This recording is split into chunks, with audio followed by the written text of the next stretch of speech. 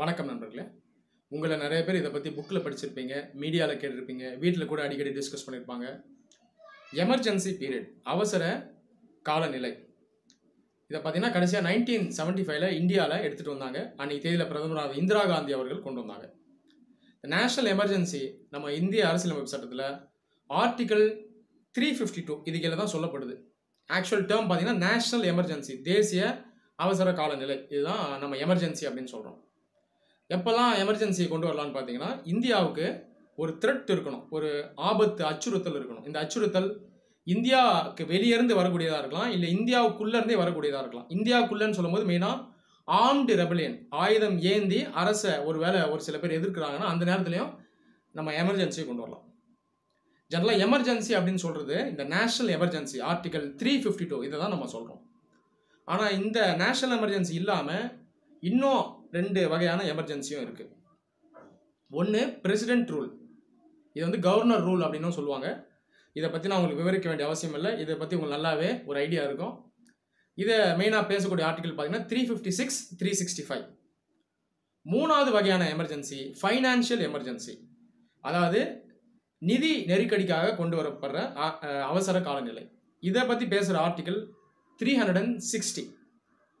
சரி, இப்போ ஏன் இந்த ஃபைனான்ஷியல் எமர்ஜென்சியை பற்றி நான் பேசுகிறேன்னா, இன்னைக்கு தேதியில் இந்தியாவில் இந்த COVID-19 வைரஸ் பிரச்சனால் ஒரு அறிவிக்கப்படாத ஒரு ஃபைனான்ஷியல் எமர்ஜென்சி வந்துருச்சு அப்படின்னு நம்ம சொல்லணும். ஒரு சில நாட்கள் முன்னாடி பார்த்தீங்கன்னா சுப்ரீம் கோர்ட்டில் ஒரு மனு எடுத்துகிட்டு போனாங்க. இந்தியாவில் இந்த காலகட்டத்தில் ஃபைனான்ஷியல் எமர்ஜென்சியை நம்ம அறிவிச்சிடலாம். ஏன்னா இப்போ ஏற்கனவே இந்த லாக்டவுன் அறிவிச்சிருக்கோம். இதனால் கவர்மெண்ட்டுக்கு பொருளாதார ரீதியாக நிறைய பிரச்சனை இருக்குது, கவர்மெண்ட் நிறைய செலவு அதிகமாகிட்டே இருக்குது. அதனால் ஒரு ஃபைனான்ஷியல் எமர்ஜென்சியும் சேர்த்து நம்ம அறிவிச்சோன்னா இந்த சிச்சுவேஷன் நம்ம பெட்டராக கண்ட்ரோல் பண்ணலாம் அப்படின்னு ஒரு மனுவை ஒரு சில நாட்கள் முன்னாடி சுப்ரீம் கோர்ட்டுக்கு ஒருத்தங்க எடுத்துகிட்டு போயிருந்தாங்க. ஆனாலும் இன்றைக்கி ரியாலிட்டி எப்படி இருக்குன்னா, இந்த ஃபைனான்ஷியல் எமர்ஜென்சி அறிவிக்கப்படலைனாலும் கிட்டத்தட்ட ஒரு அறிவிக்கப்படாத ஃபைனான்ஷியல் எமர்ஜென்சி பொசிஷனுக்கே நம்ம வந்துட்டோம் அப்படின்னு நம்ம சொல்லலாம். காரணம் என்ன, ஒரு சில நிகழ்வுகள் ஒரு சில நாட்களாக நடந்திருக்கு இந்தியாவில். மெயினாக சென்ட்ரல் கவர்மெண்ட் அதனுடைய எக்ஸ்பெண்டிச்சரை பார்த்தீங்கன்னா கொஞ்சம் ரெடியூஸ் பண்ணியிருக்கு, பல விஷயத்தில் ரெடியூஸ் பண்ணியிருக்கு.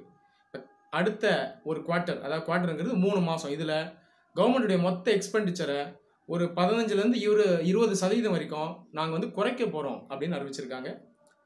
அது இல்லாமல் எம்பி லேட்ஸ் ஸ்கீம், இந்த எம்பிஸ் கிட்ட பார்த்தீங்கன்னா ஒரு 5 கோடி ரூபாய் அவங்க ஒதுக்கிடுவாங்க.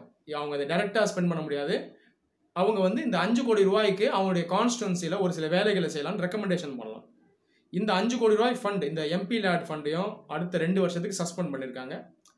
அது இல்லாமல் எம்பிஸ், மினிஸ்டர்ஸ், பிரைம் மினிஸ்டர் இவங்க எல்லாமே அவங்களுடைய சம்பளத்தை 30% விட்டு தரோம் அப்படின்னு அறிவிச்சிருக்காங்க. அது இல்லாமல் ஒரு சில மாநிலங்கள், தெலங்கானா, கர்நாடகா போன்ற மாநிலங்கள் பார்த்தீங்கன்னா அந்த ஸ்டேட்குள்ளே வேலை செய்யக்கூடிய கவர்மெண்ட் அஃபிஷியல்ஸ், எம்எல்ஏஸ் இவங்களுடைய சம்பளத்தையும் நாங்கள் ரெடியூஸ் பண்ண போகிறோம் அப்படின்னு சொல்லியிருக்காங்க. உதாரணத்துக்கு எடியூரப்பா அவர்கள் பார்த்தீங்கன்னா அந்த ஸ்டேட்டில் இருக்கக்கூடிய எம்எல்ஏஸ்னுடைய சம்பளத்தை 30% நாங்கள் ரெடியூஸ் பண்ண போகிறோம் அப்படின்னு சொல்லியிருக்காங்க. அப்போ இந்த மாதிரி அறிவிப்புகள் பார்த்தீங்கன்னா வந்துட்டு இருக்கு. இன்னும் ஒரு சில அறிவிப்புகளை நம்ம எதிர்பார்க்கலாம். ஜென்ரலாக இந்த மாதிரி அறிவிப்பை எப்போ பண்ணுவாங்கன்னா, அஃபிஷியலாக ஃபைனான்ஷியல் எமர்ஜென்சி மூலமாக தான் அறிவிச்சுட்டு பண்ணுவாங்க. ஃபைனான்ஷியல் எமர்ஜென்சி என்ன சொல்லுது அப்படிங்கிறத நான் ப்ரீஃபாக சொல்கிறேன். ஃபைனான்ஷியல் எமர்ஜென்சியை நம்ம நாட்டுக்குள்ளே ஒரு நிதி நெருக்கடி வருது, இல்லை நிதி சார்ந்த ஒரு பற்றாக்குறை வருது அப்படின்ற பட்சத்தில் நம்ம எடுத்துகிட்டு வரலாம். ஆனால் இன்றைக்கி தேதி வரைக்கும் இந்தியாவில் ஃபைனான்ஷியல் எமர்ஜென்சின்றதை நம்ம அறிவிக்கவே இல்லை. 1960s பார்த்தீங்கன்னா நமக்கு ஹெவியாக ஃபைனான்ஷியல் கிரைசிஸ் இருந்தது, 1970sலையும் இருந்தது, 1991 ஒரு பெரிய ஃபைனான்ஷியல் கிரைசிஸ் இருந்தது. ஆனால் இந்த காலகட்டத்திலலாம் கூட நம்ம ஃபைனான்ஷியல் எமர்ஜென்சியை இந்தியாவில் இது வரைக்கும் அறிவிக்கப்படலை. சிம்பிளாக சொல்லணும்னா ஆர்டிகல் 360 இன்னைக்கு தேதி வரைக்கும் நம்ம யூஸ் பண்ணவே இல்லை. சரி, ஆர்டிகல் 360 ஃபைனான்ஷியல் எமர்ஜென்சி என்ன சொல்லுது அப்படிங்கிறத நம்ம பார்ப்போம். ஃபைனான்ஷியல் எமர்ஜென்சி ஒருவேளை அறிவிச்சிட்டாங்க அப்படின்னா சென்ட்ரல் கவர்மெண்ட் ஸ்டேட் கவர்மெண்ட்ஸ்க்கெல்லாம் ஒரு சில டைரக்ஷன்ஸை கொடுக்கலாம். எல்லா ஸ்டேட் கவர்மெண்ட்ஸ்க்கும் சொல்லலாம், இல்லை ஒரு சில ஸ்டேட் கவர்மெண்ட்ஸ் சொல்லலாம். மெயினாக என்ன சொல்லுவாங்கன்னா, உங்களுடைய நிதியெல்லாம் நீங்கள் பார்த்து செலவு பண்ணுங்கள், உங்களுடைய மொத்த செலவு பார்த்தீங்கன்னா நீங்கள் கொஞ்சம் குறைக்க வேண்டும், ஏன்னா நாட்டுக்கே நிதி பார்த்தீங்கன்னா அந்த அளவுக்கு கிடையாது அப்படின்னு ஒரு டைரக்ஷனை கொடுப்பாங்க. மெயினாக அந்த ஸ்டேட் கவர்மெண்ட் கீழே இருக்கக்கூடிய அந்த அஃபிஷியல்ஸ், அந்த கவர்மெண்ட் அஃபிஷியல்ஸ் இவங்களுடைய சம்பளத்தெல்லாம் நீங்கள் தேவைப்பட்டால் கொஞ்சம் குறைங்க அப்படின்னு சென்ட்ரல் கவர்மெண்ட் ஸ்டேட் கவர்மெண்ட்ஸ்க்கு ஒரு டைரக்ஷன் கொடுப்பாங்க.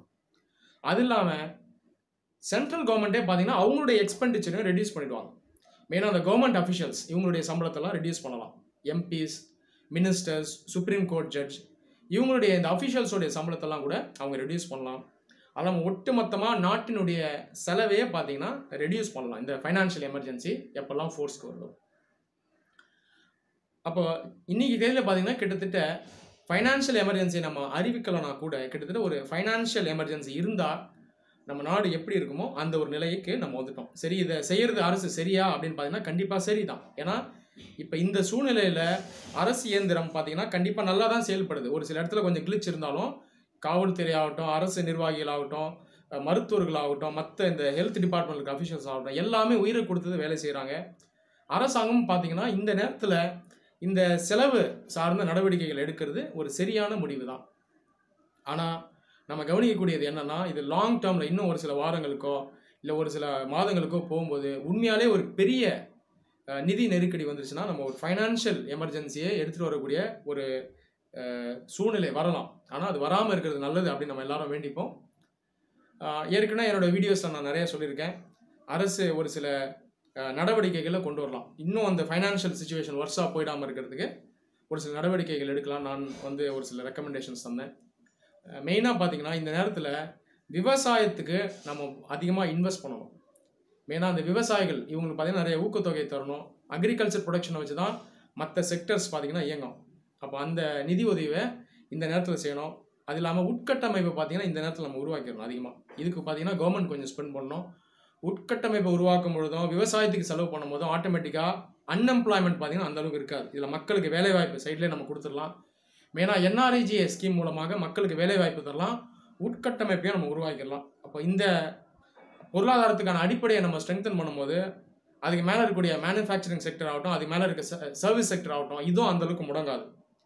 இது நம்ம ஒத்து கவனிக்கணும். சைட் பை சைடு இந்த மக்களுக்கு இந்த நலத்திட்டங்கள் வெல்ஃபேர் ஸ்கீம்ஸ் மூலமாக கொஞ்சம் இன்கம் சப்போர்ட்டும் பண்ணணும் கவர்மெண்ட். இது ஆல்ரெடி பண்ணியிருக்காங்க, இன்னும் கொஞ்சம் பண்ணாலும் நல்லாயிருக்கும். இதை செய்யும் பொழுது சப்ளை டிமாண்ட் ரெண்டும் பார்த்தீங்கன்னா இந்த ஈக்குலிபிரியத்தில் இருக்கும். அப்போ இந்த நேரத்தில் ரிசெஷனுக்குள்ளேயும் நம்ம போய் மாட்ட மாட்டோம். அதே நேரத்தில் பணவீக்கம் இன்ஃப்ளேஷனும் வராது. அப்போ இந்த நடவடிக்கைகளை அரசு ஏற்கனவே எடுத்திருக்கு, இல்லைன்னு சொல்ல, இன்னும் கொஞ்சம் அதிகமாகவும் எடுக்கணும். அதே போல் இந்த லாக்டவுன் பீரியட் முடிஞ்சதுக்கப்புறம் மெயினாக அந்த சிறு குறு நிறுவனங்கள் இதுக்கான சப்போர்ட் அதிகமாக அரசு செய்யணும். ஸோ இந்த செயல்பாடுகளை அரசு ஈடுபடும் அப்படின்னு நான் நம்புகிறேன். அதே நேரத்தில் பொதுமக்கள் நம்மளும் நம்மளுடைய ஒத்துழைப்பு இருக்கணும். நிறைய இடத்துல மக்கள் அரசுக்கு ஒத்துழைக்க மாட்டுறாங்க. இந்த மெத்தனை போக்கு இருந்ததுன்னா இந்த லாக்டவுன் பீரியடை எக்ஸ்டெண்ட் பண்ணக்கூடிய சூழ்நிலை வரும். இதை பற்றி நான் ஏற்கனவே பேசியிருக்கேன். எந்த அளவுக்கு எக்ஸ்டெண்ட் பண்ணுறோம் அந்தளவுக்கு நம்ம பொருளாதாரம் ஆபத்தான சூழ்நிலைக்கு போகும். ஒரு மாதம் இன்னும் எக்ஸ்டெண்ட் பண்ணுறாங்க அப்படின்னா நம்ம இந்த பொருளாதார வீழ்ச்சியிலேருந்து மீண்டு வரதுக்கு இன்னும் 1 வருஷம் ஆகும். அப்போ இதில் மக்களுடைய ஒத்துழைப்பு தேவை. அதனால் இந்த விஷயங்களில் அரசும் நடவடிக்கை எடுக்கணும், மக்களும் பார்த்தீங்கன்னா அவங்களுடைய ஒத்துழைப்பை அரசுக்கு அளிக்கணும். நன்றி.